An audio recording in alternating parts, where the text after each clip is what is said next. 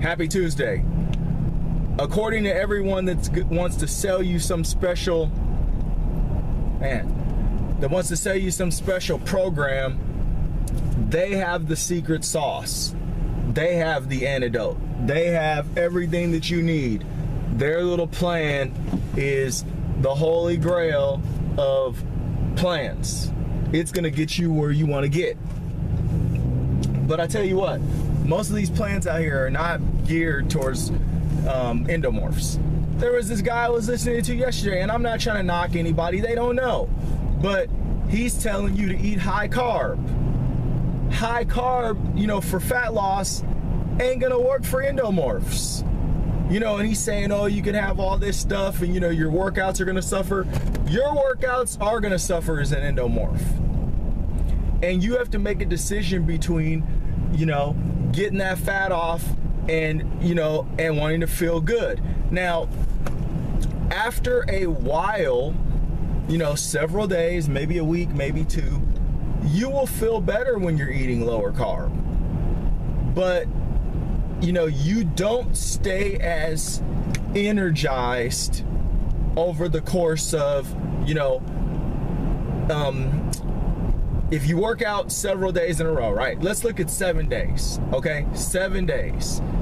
If you want to work out every other day and rest in between, you'll probably be fine as an endomorph eating lower carbohydrates, burning fat. But if you want to work out 3-4 days in a row with no rest, we have in our bodies what they call glycogen. Glycogen is restored by eating carbohydrates. Well, glycogen's in your muscles. If you work out several days in a row, you are depleting that glycogen. And on top of that, you're making little tears in your muscles and you're wearing down your joints and all this stuff is happening. Your body's trying to recover from all this, but the body's recovery, carbohydrates have a lot to do with the body's recovery. The body needs carbohydrates to recover properly. It doesn't need them, totally, but it needs them, to recover in the way that you want to recover. Now, you can recover just eating protein. I'm not saying that you can't, but are you going to have as much energy and are you going to feel as, are you going to feel that you've reached maximum recovery eating low carb? Probably not. Especially if you're working out several days in a row, like I said. So, you have to learn how to manage that, and that's different for every person. I know some endomorphs that can go hard 7 days a week, not that many, and they don't eat many carbs.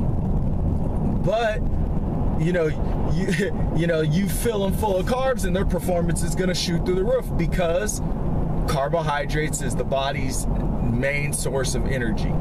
That's what we are meant to burn. We are meant to burn carbohydrates.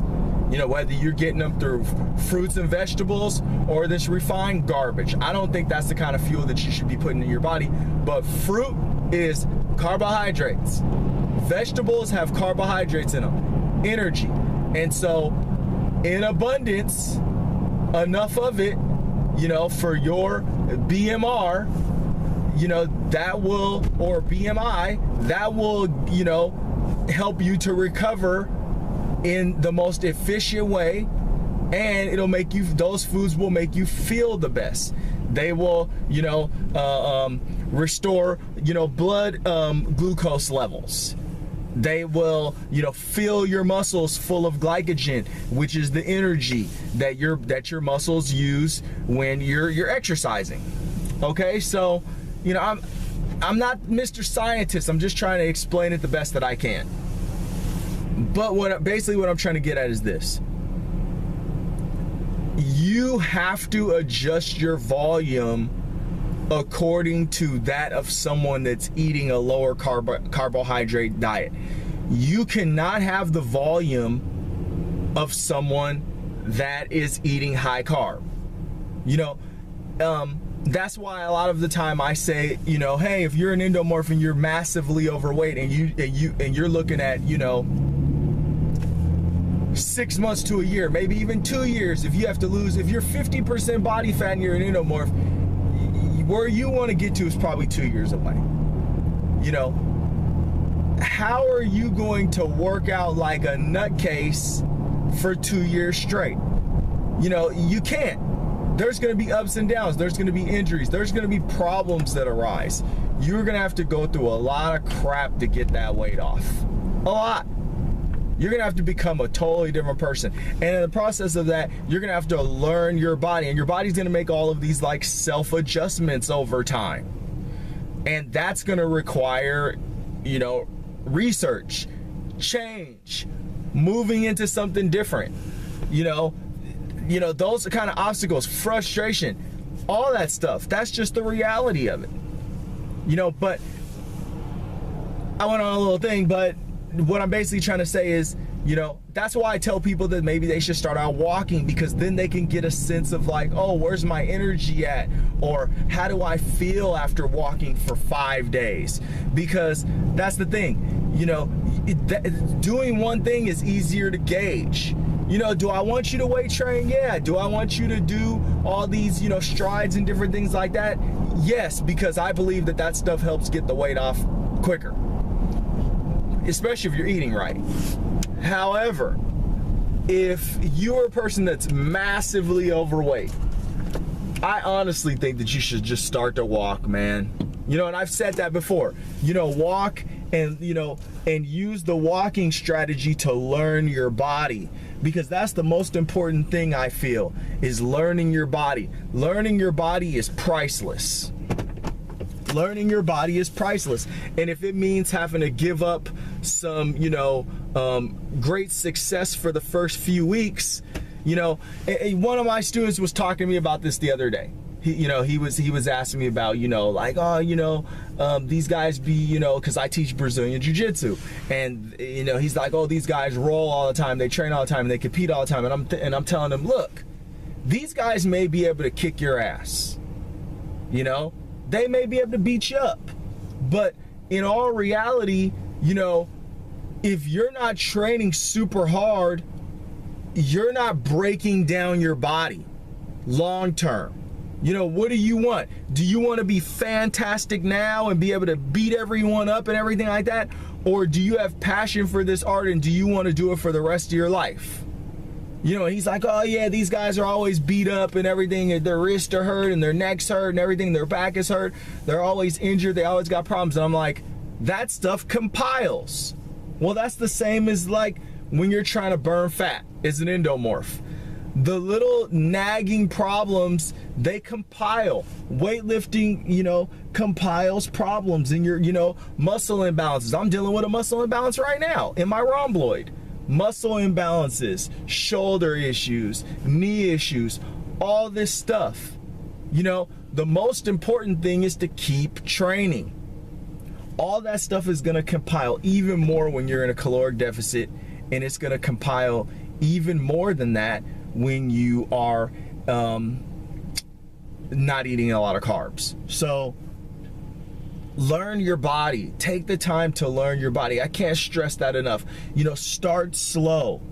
You know, see how you feel on, you know, on your, you know, I'd say the most you ever want to have is an endomorph. I don't think you should go over is 150 grams of carbs, man. And that's clean carbohydrates, not refined carbohydrates. Clean carbohydrates.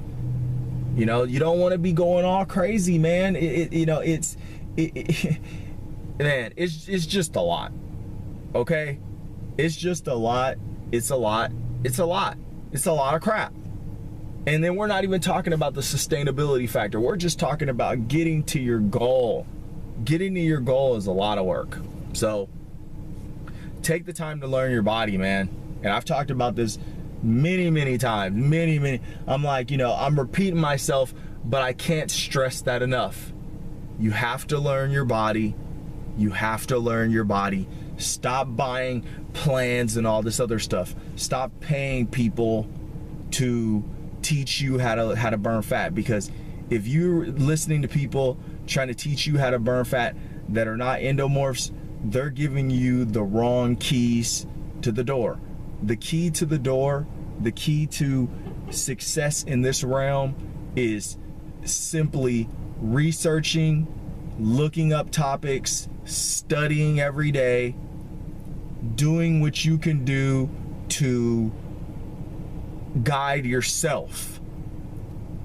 Because I did it myself. I did it. I wasn't able to sustain it. You know, I'm not trying to, you know, say I'm the man or anything like that and I'm the best. I wasn't able to sustain it, but I pulled myself out of that hole because I wanted to. You know, big difference. I could have stayed smaller. I could have stayed, you know, at the weight that I was at and didn't really start lifting weights or anything like that. But I wanted to lift weights again. I knew it was going to blow me up. I didn't know it was going to blow me up this much, but I knew it was going to blow me up.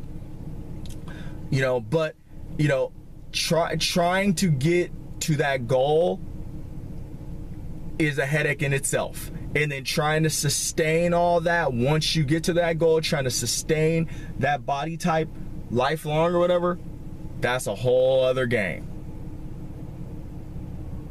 I think that's it for today. Happy Tuesday.